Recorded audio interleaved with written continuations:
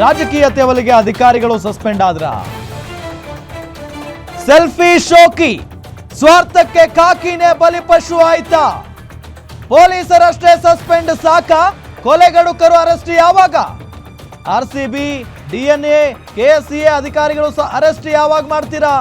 ದುರಂತದ ನೇರ ಹೊಣೆಗಾರರನ್ನ ಸುಮ್ಮನೆ ಬಿಟ್ಟು ಬಿಡ್ತೀರಾ? ಸರ್ಕಾರದ ಆಜ್ಞೆ ಪಾಲಿಸೋ ಪೊಲೀಸರಿಗೆ ಯಾಕೆ ಶಿಕ್ಷೆ? ನೀವು ಹೇಳ್ದಂಗೆ ಕೇಳಿದಾರಷ್ಟೇ ಅವರು. ಸೆಲ್ಫಿ ಶೋಕಿಗೆ 11 ಮಂದಿ ಅಮಾಯಕರ ಬಲಿ ಆಗಿದ್ದಲ್ವಾ? ಆರ್ಸಿಬಿ ಅಭಿಮಾನಿಗಳ ಕ್ರೇಜ್ ನಿಜಕ್ಕೂ ನಿಮಗೆ ಗೊತ್ತೇ ಇರಲಿಲ್ವಾ? ರಾಜಕೀಯ ತೆವಲಿಗೆ ಅಧಿಕಾರಿಗಳು ಸಸ್ಪೆಂಡ್ ಆದ್ರ ಅನ್ನೋ ಪ್ರಶ್ನೆ ಮೂಡುತ್ತೀಗ. ಸೆಲ್ಫಿ ಶೋಕಿ ನೋಡ್ಬೇಕದನ್ನ, ಕುಟುಂಬಸ್ಥರನ್ನೆಲ್ಲ ಕರ್ಕೊಂಡು ಬರೋದು, ತಮ್ಮ ಮಕ್ಕಳನ್ನ ವಿರಾಟ್ ಕೊಹ್ಲಿ ಅವರಿಗೆ ಶೇಕ್ ಹ್ಯಾಂಡ್ ಮಾಡಿಸೋದು, ಅವ್ರ ಜೊತೆಗೆ ಸೆಲ್ಫಿ ತೆಗೆಸ್ಕೊಳ್ಳೋದು ನೋಡಿಲ್ವಾ? ಇಡೀ ರಾಜ್ಯ ನೋಡಿದೆ. ನಿಮ್ಮ ಸೆಲ್ಫಿ ತೆವಲಿಗಾಗಿ, ಸೆಲ್ಫಿ ಶೋಕಿಗಾಗಿ ಅಮಾಯಕರ ಬಲಿಯಾದ್ರು. ಅಲ್ಲಿ ಸರ್ಕಾರದ ಆಜ್ಞೆ ಪಾಲಿಸುವಂತ ಪೊಲೀಸರಿಗೆ ಯಾಕೆ ಶಿಕ್ಷೆ? ಅವರನ್ನ ಸಸ್ಪೆಂಡ್ ಮಾಡೋ ಮುಖೇನ ನೀವೇ ತೋರಿಸಿಕೊಟ್ಟಂಗಾಯ್ತು. ಸರ್ಕಾರದ ವೈಫಲ್ಯವನ್ನ ನೀವೇ ಒಪ್ಕೊಂಡಂಗಾಯ್ತು. ಈಗ ಸರ್ಕಾರವೇ ಒಪ್ಕೊಂಡಂಗಾಯ್ತು. ಹೌದು, ನಮ್ಮ ತಪ್ಪಿದೆ, ನಮ್ಮ ವೈಫಲ್ಯ ಇದೆ, ನಮ್ಮದೇ ತಪ್ಪು ಅಂತ ಸರ್ಕಾರ ಒಪ್ಕೊಂಡಂಗಾಯ್ತು. ಇದರ ನಡುವೆ ಆರ್ಸಿಬಿ, ಡಿಎನ್ಎ, ಕೆಎಸ್ಸಿಎ ಓನರ್ಗಳನ್ನು ಯಾವಾಗ ಅರೆಸ್ಟ್ ಮಾಡ್ತೀರಾ? ನೀವೇ ಎಫ್ಐಆರ್ ನಲ್ಲಿ ಬಹಳ ಸ್ಪಷ್ಟವಾಗಿ ಉಲ್ಲೇಖ ಮಾಡಿದಿರಲ್ಲ. ಅನುಮತಿ ಕೊಟ್ಟಿರಲಿಲ್ಲ ನಾವು, ಆದ್ರೂ ಕೂಡ ಈ ರೀತಿಯಾಗಾಯ್ತು. ಅಲ್ಲಿ ದೊಡ್ಡ ಕಾರ್ಯಕ್ರಮವನ್ನು ಹಮ್ಮಿಕೊಂಡ್ರು, ನೀವೇ ಎಫ್ಐಆರ್ ನಲ್ಲಿ ಉಲ್ಲೇಖ ಮಾಡಿದ್ದೀರಾ. ಯಾವಾಗ ಅರೆಸ್ಟ್ ಮಾಡ್ತೀರಾ ಆರ್ಸಿಬಿ, ಕೆಎಸ್ಸಿಎ, ಡಿಎನ್ಎ ಓನರ್ಗಳನ್ನ?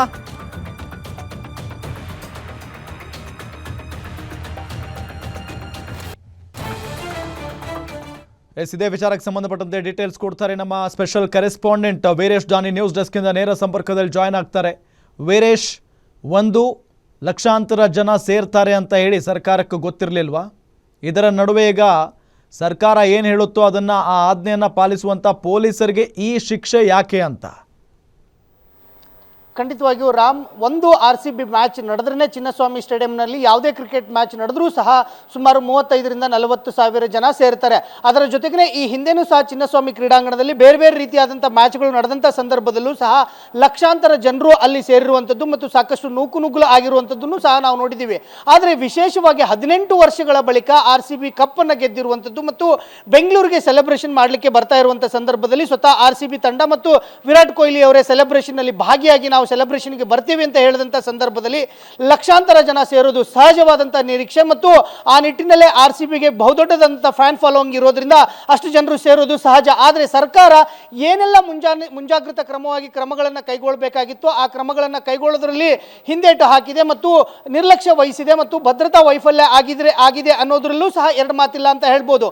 ನಿನ್ನೆನೂ ಸಹ ಮೊನ್ನೆ ಆರ್ಸಿಬಿ ಕಪ್ಪನ್ನು ಗೆದ್ದ ನಂತರ, ಫೈನಲ್ ಮ್ಯಾಚಲ್ಲಿ ಕಪ್ಪನ್ನು ಗೆದ್ದ ನಂತರ ಪೊಲೀಸ್ ಇಲಾಖೆಯಲ್ಲಿದ್ದಂಥ ಬಹುತೇಕ ಅಧಿಕಾರಿಗಳು ಬೆಳಗಿನ ಜಾವದವರೆಗೂ ಸಹ ಸಂಭ್ರಮದಲ್ಲಿದ್ದಂಥ ಯುವಕರು ಮತ್ತು ಜನರನ್ನ ನಿಯಂತ್ರಣ ಮಾಡೋದ್ರಲ್ಲೇ ಕಾಲಹರಣವನ್ನು ಮಾಡಿದ್ರು. ಹೀಗಾಗಿ ನಿನ್ನೆನೆ ತತ್ಕ್ಷಣವೇ ಮತ್ತು ಗೆದ್ದು ಆ ಸಂಭ್ರಮ ಮುಗಿದು, ಫೈನಲ್ನ ಸಂಭ್ರಮ ಮುಗಿದು 3-4 ಗಂಟೆಗಳಲ್ಲೇ ಮತ್ತೆ ಬೆಂಗಳೂರಿನಲ್ಲಿ ಬೃಹತ್ ಆದಂಥ ಸಂಭ್ರಮ ಮತ್ತು ಅದು ವಿಶೇಷವಾಗಿ ಆರ್ಸಿಬಿ ತಂಡದ ಆಟಗಾರರ ಜೊತೆಗೆ ಸಂಭ್ರಮ ಅಂತಂಥ ಸಂದರ್ಭದಲ್ಲಿ ಸಾಕಷ್ಟು ಜನರು ಸೇರೋ ನಿರೀಕ್ಷೆ ಇತ್ತು. ಆದರೆ ಆ ನಿಟ್ಟಿನಲ್ಲೇ ಪೊಲೀಸ್ ಇಲಾಖೆಯೂ ಸಹ ಮೆರವಣಿಗೆಗೆ ಅವಕಾಶವನ್ನು ಮಾಡಿಕೊಡಬೇಡಿ ಅಂತ ಹೇಳಿ ಸರ್ಕಾರಕ್ಕೆ ಮನವಿಯನ್ನು ಸಹ ಮಾಡಿಕೊಟ್ಟಿತ್ತು. ಈ ಹಿನ್ನೆಲೆಯಲ್ಲೇ ಪೊಲೀಸರು ಒಂದು ಕಡೆ ಭದ್ರತೆಯನ್ನು ಕೊಡೋದ್ರಲ್ಲಿ ವೈಫಲ್ಯ ಆಗಿರೋದು ಸ್ಪಷ್ಟವಾಗಿ ಕಂಡು ಬರ್ತಾ ಇರುವಂಥದ್ದು.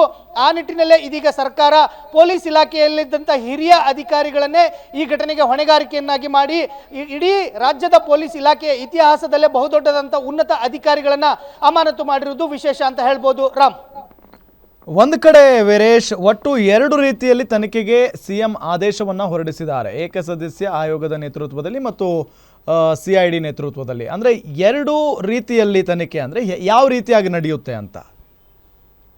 ರಾಮ್, ಈ ಘಟನೆಗೆ ಸಂಬಂಧಿಸಿದಂತೆ ಮತ್ತು 11 ಜನರು ಯುವಕರು ಅಭಿಮಾನಿಗಳು ಸಾವನ್ನಪ್ಪಿರೋ ವಿಚಾರಕ್ಕೆ ಸಂಬಂಧಿಸಿದಂತೆ ಈಗಾಗಲೇ ಕಬ್ಬನ್ ಪಾರ್ಕ್ ಪೊಲೀಸ್ ಠಾಣೆಯಲ್ಲಿ ಪ್ರಕರಣ ದಾಖಲಾಗಿರುವಂಥದ್ದು. RCB, DNA ಮತ್ತು KCA ವಿರುದ್ಧವಾಗಿ FIR ದಾಖಲಾಗಿದೆ. ಈ ಪ್ರಕರಣಕ್ಕೆ ಸಂಬಂಧಿಸಿದಂತೆ, ಈ ಘಟನೆಗೆ ಸಂಬಂಧಿಸಿದಂತೆ ಪೊಲೀಸ್ ಇಲಾಖೆ ಏನು ತನಿಖೆ ಮಾಡುತ್ತೆ ಆ ತನಿಖೆಯನ್ನು ಇದೀಗ CIDಗೆ ವರ್ಗಾವಣೆ ಮಾಡಿರುವಂಥದ್ದು. FIR ದಾಖಲಾದ ಪ್ರಕರಣಕ್ಕೆ ಸಂಬಂಧಿಸಿದಂತೆ ಮಾತ್ರ CID ಅಧಿಕಾರಿಗಳು ತನಿಖೆಯನ್ನು ಮಾಡ್ತಾರೆ. ಇನ್ನೊಂದು ಕಡೆ ರಾಜ್ಯ ಸರ್ಕಾರ ಇಡೀ ಪ್ರಕರಣಕ್ಕೆ ಸಂಬಂಧಿಸಿದಂತೆ ಅಂದರೆ ಪೊಲೀಸ್ ಇಲಾಖೆಯ ಭದ್ರತಾ ವೈಫಲ್ಯ ಆಗಿರ್ಬೋದು ಮತ್ತು ಘಟನೆಯಲ್ಲಿ ಸಾವನ್ನಪ್ಪಿರುವಂಥದ್ದು ಅದಕ್ಕೆ ಕಾರಣ ಆಗಿರ್ಬೋದು ಮತ್ತು KCA ಸುತ್ತಮುತ್ತಲ ಆದಂಥ ಏನು ನೂಕುನುಗ್ಗಲು ಆಗಿರ್ಬೋದು ಮತ್ತು ಕಾಲ್ತುಳಿತ ಆಗಿರ್ಬೋದು, ಈ ಎಲ್ಲ ಘಟನೆಗಳಿಗೆ ಸಂಬಂಧಿಸಿದಂತೆ ಇನ್ನೊಂದು ಕಡೆ ನಿವೃತ್ತ ನ್ಯಾಯಮೂರ್ತಿ ಆಗಿರ್ತಕ್ಕಂಥ ಮೈಕಲ್ ಡಿ ಕುನ್ನಾ ಅವರ ನೇತೃತ್ವದಲ್ಲಿ ಏಕಸದಸ್ಯ ಆಯೋಗದ ಪೀಠ ಅವರು ತನಿಖೆಯನ್ನು ಮಾಡ್ತಾರೆ. ಈ ತನಿಖೆಯ ವರದಿಯನ್ನು 30 ದಿನಗಳ ಒಳಗಡೆನೆ ಸರ್ಕಾರಕ್ಕೆ ಸಬ್ಮಿಟ್ ಮಾಡಬೇಕು ಅಂತೇಳಿ CM ಸಿದ್ದರಾಮಯ್ಯನವರು ಈಗಾಗಲೇ ಸೂಚನೆಯನ್ನು ಕೊಟ್ಟಿದ್ದಾರೆ. ಹೀಗಾಗಿ ಎರಡು ರೀತಿಯ ಇಲ್ಲಿ ಈಗ ಸರ್ಕಾರ ತನಿಖೆಯನ್ನು ಮಾಡಿಸಲಿಕ್ಕೆ ಮುಂದಾಗ್ತಾ ಇರುವಂಥದ್ದು. ಇಡೀ ಪ್ರಕರಣಕ್ಕೆ ಸಂಬಂಧಿಸಿದಂತೆ ಮೈಕಲ್ ಡಿ ಕುನ್ನಾ ಅವರು 30 ದಿನಗಳ ಒಳಗಡೆನೆ ತನಿಖೆಯನ್ನು ಮಾಡಿ ಸರ್ಕಾರಕ್ಕೆ ವರದಿಯನ್ನು ಒಪ್ಪಿಸ್ತಾ ಇದ್ದಾರೆ. ಇನ್ನೊಂದು ಕಡೆ ಜಿಲ್ಲಾಧಿಕಾರಿಗಳು ಅಂದರೆ ಬೆಂಗಳೂರಿನ ನಗರ ಜಿಲ್ಲಾಧಿಕಾರಿಗಳು ಸಹ ಈಗಾಗಲೇ ಘಟನಾ ಸ್ಥಳಕ್ಕೆ ಭೇಟಿಯನ್ನು ಕೊಟ್ಟು ಪ್ರಿಲಿಮಿನರಿ ಆಗಿ ಎಲ್ಲ ರೀತಿಯಾದಂಥ ಸಾಕ್ಷಿಗಳನ್ನು ಸಹ ಸಂಗ್ರಹಣೆ ಮಾಡಿದ್ದಾರೆ. ಈ ಎಲ್ಲ ಸಾಕ್ಷಿಗಳು ಮತ್ತು ಎಲ್ಲ ಮಾಹಿತಿಗಳು ಸಹ ಸರ್ಕಾರಕ್ಕೆ ಸಲ್ಲಿಕೆ ಆಗ್ತಾ ಇರುವಂಥದ್ದು. ರಾಮ್, ಒಟ್ಟಾರೆ ಇದನ್ನೆಲ್ಲ ನೋಡ್ತಾ ಇದ್ರೆ ವೀರೇಶ್ ದಾನಿ, ರಾಜಕೀಯ ತೆವಲಿಗೆ ಅಧಿಕಾರಿಗಳನ್ನ ಹರಕೆ ಕುರಿ ಮಾಡಿಬಿಟ್ರ ಅಂತ ಸರ್ಕಾರದವರು?